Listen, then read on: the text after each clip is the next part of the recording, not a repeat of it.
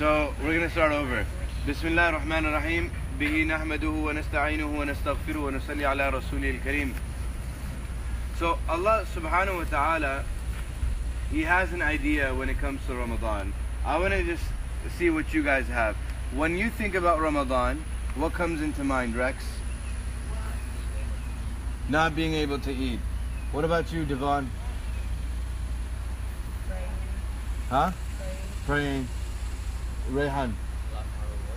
A lot more rewards. Very good. Nyson? Alright, so he said it. You got to pick something else. I'll come back to you. Keep thinking. Waking up very early. Waking up very early. Alright. Yes, Rex? Yeah, itikaf. Yes, Nyson? Tarawih. Sharif? Laylatul Qadr. Very good.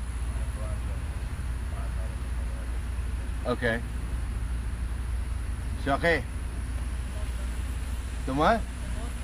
Okay, very good. Alhamdulillah. So few of you mentioned Quran and Quran related things, right? And the month of Ramadan is all about the Quran. It's all about what? Quran. It's all about what? Quran. Okay, mashallah. What do you do with the Quran? Read it. Why? Okay, very good. But also?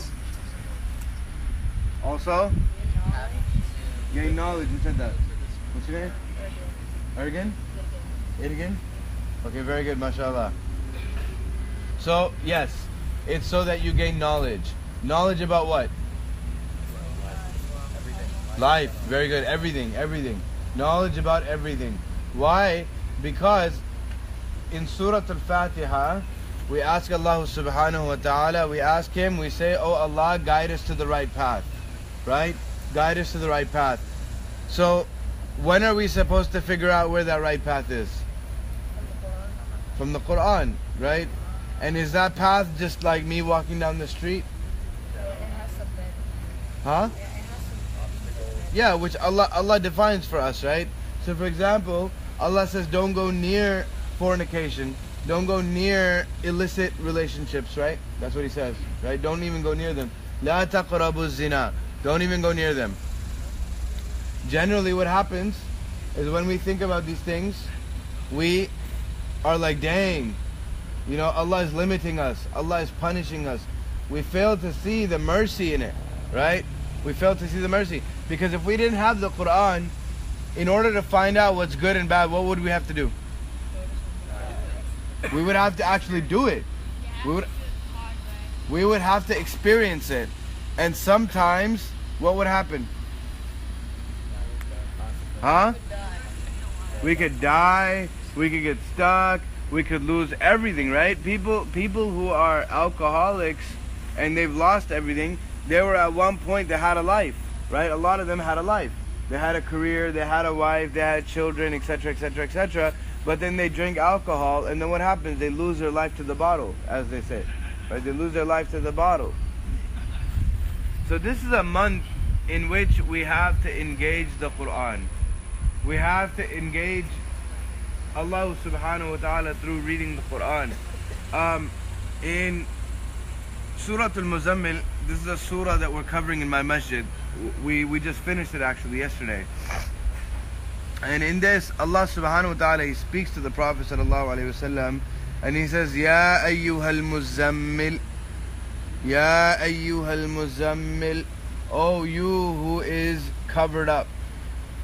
And the interesting thing about this is that, you know, today they have gravity blankets. Have you heard of gravity blankets? Show of hands who've heard of gravity blankets. Okay, so gravity blankets are weighted blankets that are supposed to simulate a hug, right? They're supposed to simulate a hug. They give you the comfort of constantly, while you're sleeping, being embraced. Right, Elgif? Why are you guys laughing? Huh? Okay, so when the Prophet ﷺ, he first received revelation, it was a very difficult experience on him. What was it? guys are like sleeping. It was? Very good. Very good. And so he came to his wife Khadija radiyallahu ta'ala anha, and he says, Zammiluni, Zammiluni, Dathiruni, Dathiruni, cover me up, embrace me, cover me up. Oh really? Inna lillahi wa inna ilayhi raji'un. Alright, the phone couldn't handle it. Okay, but it's not. Is it portable? Is it portable charger? Alright. So he said, cover me up, cover me up. So she covered him up with blankets. And so after that, when he would sleep, he would be wrapped up in a blanket, right? And he said, قُمِ اللَّيْلَ إِلَّا قَلِيلًا. Stand and pray, except a little bit of the night. قُمِ اللَّيْلَ إِلَّا قَلِيلًا. نصفه أو انقص منه قليلا أو زد عليه. Half of the night, a little less or a little more, right? وَرَتِّلِ الْقُرْآنَ تَرْتِيلًا. And in that night, as you stand in the middle of the night, recite the Quran in slow and rhythmic tones. So that, why slow and rhythmic? Nyson? It's clear and precise. Huh? It's clear It's clear and precise. and precise. That's one reason. Huh? Better understand. It's all good. Don't worry about it. Don't worry about it. Better understanding. Yes. Huh? Okay. Very good. Yes, you. You don't have anything? Shoki, why recite the Quran in slow and rhythmic tones? Okay, so if I read يا أيها المزمل قم الليل إلا قليلا نصفه أو انقص منه قليلا أو زد عليه ورتل القرآن ترتيلا. Verses. يا أيها المزمل قم الليل إلا قليلا نصفه وانقص منه قليلا وزد عليه ورتل القرآن ترتيلا إنا سنلقي عليك قولا ثقيلا. Is there a difference? Huh? Did you understand anything? In the first one, do you guys know Arabic? No. But did you feel something? Did you understand something? A little bit? Right? There was something in the rhythm. There was something in the tone. There was something in the words, even though we don't know what they mean. But there was some value in it. But in the second one, was there any value? I mean, there should be, but there wasn't, because we can't, our brains can't register it. Our hearts can't register it. So you have to understand that this commandment, this revelation is coming to the Prophet ﷺ.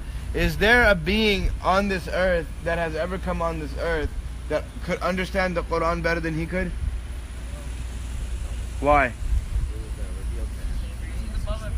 Huh? He's what? Above everyone. He's above everyone? Yeah, he's created. Like he's above the Prophet? No, I mean, that's what he says on Kiefer, man, you gotta get some more probiotics, man. Huh?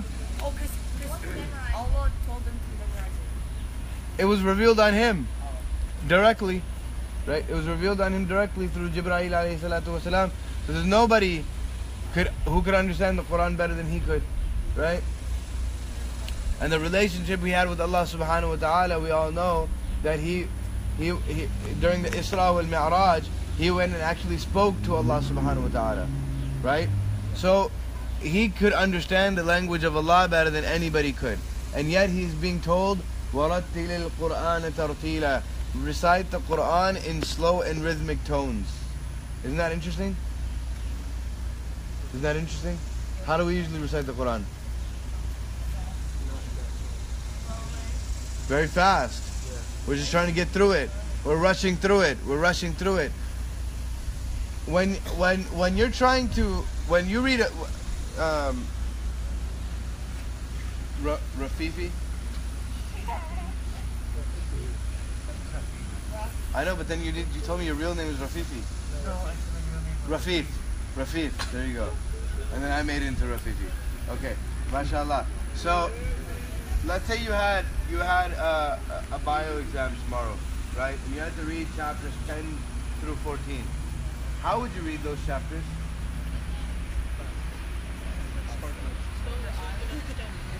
Slowly so you can understand it, right? How would you read it? I would read it with my eyes. Oh, mashallah, I thought you were going to read with your ears. How would you read it? Yes, you. Huh? You would just skim? Even though you had an Look exam at what's the next day? important. You would just chill out. I mean, I look at what's important. Okay. look What at if- the what key if- things. What if you did not make 100%, you would lose your life? Then how would you read those chapters? I would not sleep and I would just study the whole night. Slow and precise, right? Slow and precise. So if your life depends on it, you're gonna read it slow and precise. What kind of instruction do you expect to get when you recite super fast? Nothing. And what about if you don't know the language at all? Then what? Absolutely nothing, right?